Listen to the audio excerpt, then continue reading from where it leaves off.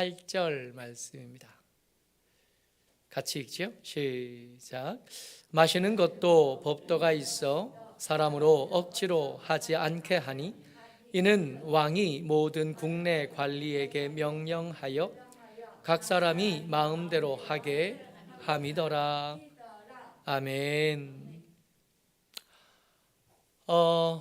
에스더 성경은 하나님의 은혜로 포로된 백성들이 돌아가고 남은 사람들의 이야기입니다. 그러니 이 사람들은 돌아온 사람들에 비해서 상대적으로 믿음이 모자란 사람들인 거예요. 상대적으로 이 사람들은 믿음의 결단이 부족한 사람들이고, 상대적으로 이들은 1등 신자가 아니라 2등이나 3등쯤 되는 사람들의 이야기입니다. 그래서 에스더 성경을 읽어가면서 우리가 하나 관점을 가지고 볼 게 뭐냐 하면, 1등 신자가 아니어도 하나님께서 그들을 당신의 백성으로 삼으시겠는가를 살펴보셔야 됩니다. 더 믿음 좋은 사람들이 있잖아요. 가장 최근에 읽고 있는 책이 김교신 평전인데, 일제시대를 믿음으로 살아낸 사람입니다. 한때 무교회주의자로 평가절하됐다가 최근에 이 사람의 신앙의 위대함들이 다시 주목받고 있거든요. 도무지 말도 안 되는 형편과 상황 가운데서 한 사람 이 믿음을 어떻게 지켜갔는지를 볼 수 있는 정말 위대한 사람인 거예요. 그 사람의 평전은 이렇게 읽어가면서 드는 생각이 뭐냐 하면, 야, 이게 내 믿음은 믿음도 아니다 하는 생각이 드는 거예요. 어디 가서 내가 믿음 있다 말할 만하지 못하구나 하는 걸 알겠는 거예요. 이런 우리 같은 사람들에게는 숙제를 해결해야 될 게 있거든요. 믿음 좋은 사람들의 기도를 들으시는 하나님은 우리가 잘 알죠. 기도를 더 많이 하시는 분들, 하나님 앞에 더 거룩하고 더 반듯하게 사는 사람들이 하나님의 은혜를 누리고 그 하나님의 함께 하심을 누리는 것에 대해서야 우리가 이견이 없죠. 중요한 건 나 같은 사람의 기도도 들으시겠는가 말입니다. 우리 같은 사람의 삶에도 하나님 기꺼이 찾아와 주시고 우리를 향하여 내 아들아 내 딸아 해 주시겠는가 하는 게 우리에게 너무 중요한 질문이고 반드시 얻어야 될 대답일 겁니다. 에스더 성경은 그런 질문에 대한 가장 명확하고 가장 분명한 대답이 됩니다. 하나님은 부족하고 모자란 사람들에게도 넉넉히 하나님이시고, 믿음이 좀 떨어지고 믿음이 좀 함량이 모자란 사람들에게도 여전히 아버지가 되어주시는 하나님이신 거죠. 그래서 에스더 성경이 구약 성경에서 한 자리를 차지하고 이렇게 여전히 우리 손에 들려 있는 것은 우리 같은 사람에게는 더 큰 은혜입니다. 에스더 성경 이렇게 읽어보면 하나님이 안 등장해요. 하나님이 그 전면에서 이렇게 등장하셔서 역사를 이끌어 가시는 부분들이 없습니다. 신약 성경에서는 야고보서가 성경이냐 하는 시비가 있었다면, 구약 성경에서는 에스더 성경이 맞느냐 하는 시비로 끊임없이 몸살을 앓았던 성경이 에스더 성경이에요.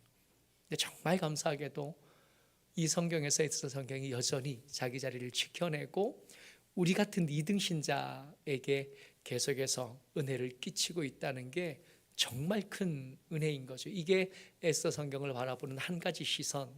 또 하나가 이겁니다. 오늘은 그 나머지 하나 이야기를 좀 해보려고 합니다. 오늘 읽은 말씀을 가지고 나눌 말씀의 제목은 세상을 향한 성경의 조롱 혹은 비웃음입니다. 이야기의 배경이 된 사람은 페르시아의 황제 아하수에로예요. 페르시아의 4번째 황제입니다. 이 사람이 황제가 될 때 그의 나라는 좀 나뉘어져 있었나 봐요. 워낙 많은 나라를 정복하고 워낙 많은 나라를 휘하에 둔 나라라 이게 평안하기가 쉽지는 않아요. 모든 나라의 의견을 하나로 모은다든지 모든 나라의 생각들, 국민들이 한 마음을 품는다든지 하는 건 불가능합니다. 그럼에도 불구하고 이게 대체적으로 이렇게 큰 끈으로는 묶어져 있어야 되는데 문제가 된 사람들이 바벨론의 유민들과 애굽의 유민들이에요. 이 에스더 성경을 읽어보면 이 아하수에로가 다스렸던 이 페르시아 제국은 인도부터 구스까지가 그의 나라였답니다. 구스는 아프리카에 있는 나라잖아요. 인도는 우리가 지도 한번 세계 지도 한번 떠올려 보세요. 인도부터 아프리카까지면 우리가 알고 있는 세계의 절반입니다. 그때 사람들은 우리가 아는 세상을 다 모르잖아요. 아메리카 대륙 모르던 때 아니겠어요? 이 아메리카 대륙을 빼고 나면 정말로 세계의 전부를 다스리던 나라가 페르시아입니다. 그 페르시아의 문제가 되던 애굽과 바벨론의 유민들을 이 아하수에로가 세계사에 기록된 이름 크세르크세스가 3년 만에, 황제가 된 지 3년 만에 이 나라들의 반란을 진압해버려요. 큰일을 한 거죠. 그리고 이 거대한 제국을 아우르는 아하수에로의 이상 이념은 뭐냐 하면 자발성입니다. 억지로 하지 않겠다. 내가 다스리는 나라는 너희들이 마음에 우러나와서 나라에 충성하고 제국의 기둥이 되기를 바란다. 이게 이 아하수에로 크세르크세스의 제국의 통치 이념인 거예요. 그의 이 나라를 평안하게 만든 뒤에 한 그 잔치를 통해서 이것이 공포되는데 6개월간의 잔치가 끝나고 난 다음에 수도에서 다시 7일간의 잔치가 벌어지면서 이 황제가 이것을 공포합니다. 1장 8절이요. 같이요. 시작. 마시는 것도 법도가 있어 사람으로 억지로 하지 않게 하니 이는 왕이 모든 국내 관리에게 명령하여 각 사람이 마음대로 하게 함이더라. 위대하지 않아요? 여러분, 이 복잡하고 모자이크 같은 이 제국을 다스리는 황제의 이념이 뭐냐 하면 자발성이라는 겁니다. 스스로 하게 하겠다는. 여러분, 공부를 잘하는 아이들의 특징이 뭐예요? 스스로 공부하는 애들인 거 아니에요? 일을 잘하는 사람들의 특징이 스스로 알아서 하는 사람들인 거 아닙니까? 알아서 잘하는 사람, 그리고 너무 위대한 학습자이고 너무 위대한 사람들로 세워지게 될 겁니다. 시켜서 하는 사람들 잘 못해요. 시켜서 겨우 하는 사람들, 시켜서 억지로 하는 사람들의 성과가 좋을 리가 없습니다. 스스로 하는 거죠. 공부도 그래서 하고 싶을 때 해야 잘해요. 그렇지 않던가요? 공부를 제가 언제 열심히 처음 시작해 봤냐 하면 28살에 신학교 가서 처음 해봤어요. 와, 공부가 재미있구나. 신학교 가서 처음 수업 시간 첫 시간을 이렇게 앉아 있다가 점심시간이 됐는데 밥 먹으러 못 가겠는 거예요. 와, 공부가 재밌네. 야, 이러면 앉아서 공부를 계속하는 사람들이 그럴 수 있겠다. 공부가 제일 쉬웠어요. 이 말이 마냥 거짓말은 아니겠네 하는 생각을 해봤어요. 물론 오래 가지는 않았어요. 저희 집사람이 대전 가서 막내를 낳고 나서 우울증이 왔어요. 그런데 이 우울증을 해결하는 저희 부부의 방법이 뭐냐 하면 학교를 가자였어요. 그래서 학교에 입학하고 학교를 애 셋하고 하연이가 돌 지나자마자 학교를 다녔어요. 공부 되게 열심히 하더라고요.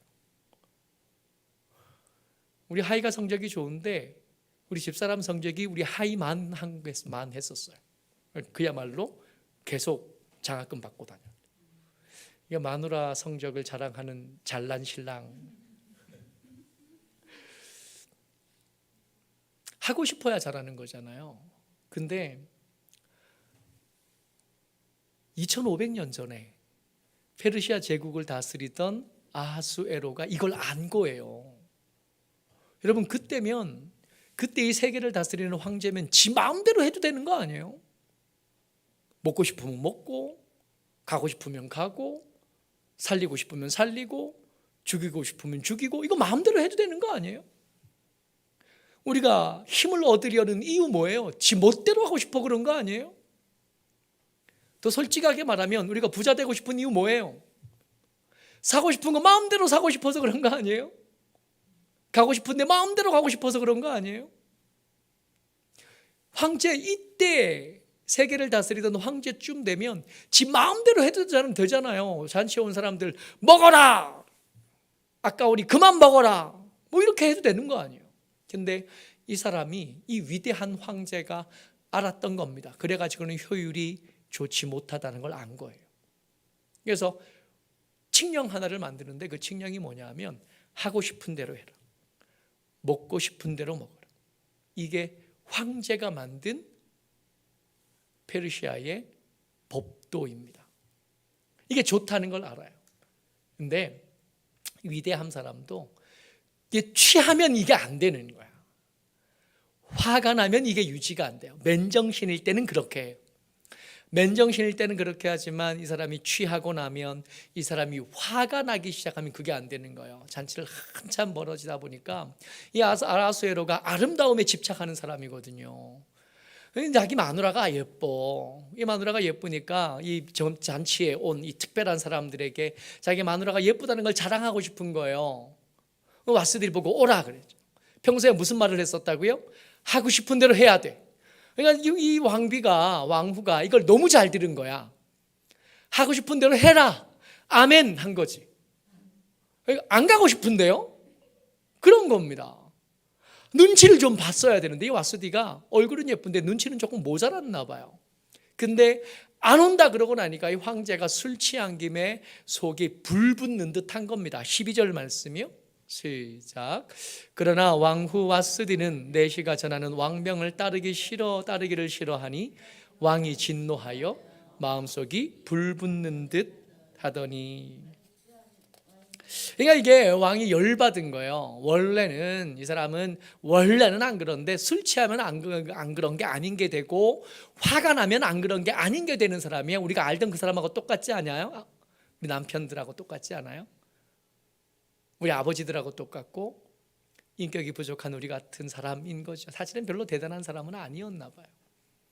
그래서 화가 난 김에 이 사람 어떻게 바꿔야겠다 하는 생각을 한 겁니다. 15절이요. 시작. 왕후 와스디가 내시가 전하는 아하수에로 왕의 명령을 따르지 아니하니 그래도로 하면 어떻게 처치할까? 말씀을 좀 자세히 보면 여러분, 규례대로 하고 싶은 거예요? 처치하고 싶은 거예요? 처치하고 싶은 거예요. 법대로 하면 어떻게 해야 돼요? 그가 이제까지 말해온 법에 따르면 지 하고 싶은 대로 했으니까 내버려두고 존중해줘야 되는데 그 규례대로 하고 싶은 게 아니라 처치하고 싶어요. 근데 처치에도 황제의 체면이 있으니까 이 처치한 것도 규례대로 한 것처럼 보이게 하고 싶은 거지. 이러려니까 고도의 정치적인 행위가 필요하고, 그 고도의 정치적인 행위를 누가 대답해 주냐 하면 현자들이 대답해 줍니다. 마치 정치인들의 그 미끄럽고 간교한 혓바닥처럼 이 왕제의 고민을 이 현자들이 해결해 주는 거예요. 16절 같이 보죠. 시작. 무무간이 왕과 지방관 앞에서 대답하여 이르되 왕후 와스디가 왕에게만 잘못했을 뿐 아니라 아하수에로 왕의 각 지방의 관리들과 뭇 백성에게도 잘못하였나이다. 무슨 얘기냐 하면 처치하고 싶은 거잖아요. 그러니까 이게 현자들이 똑똑한 사람이라 기가 막히게 알아들은 거예요.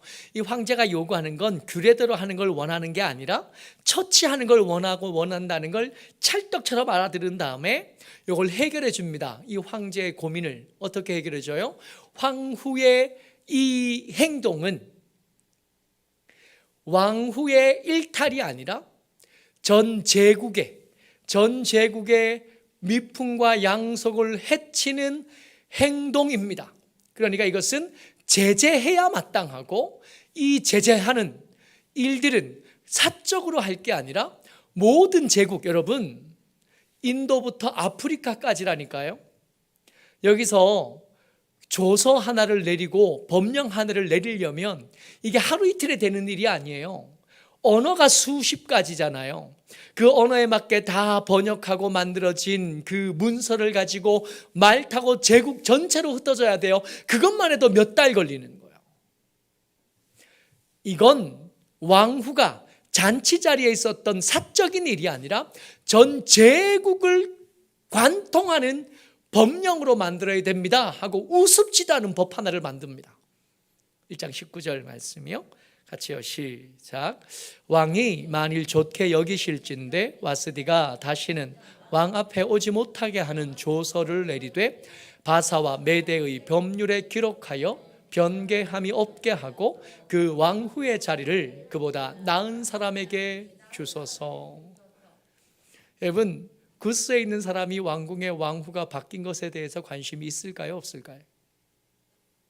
인도에 있는 사람이 저 수상궁에서 일어난 그 술자리에서 일어난 일들을 알아야 돼요? 몰라도 되는 거 아니에요? 그 뭐 그리 중요한 일인가요? 근데 술 취한 아하수에로에게는 중요한 일이었고, 이 현자들에게는 이게 자기들의 목숨을 구명할 지혜였던 겁니다.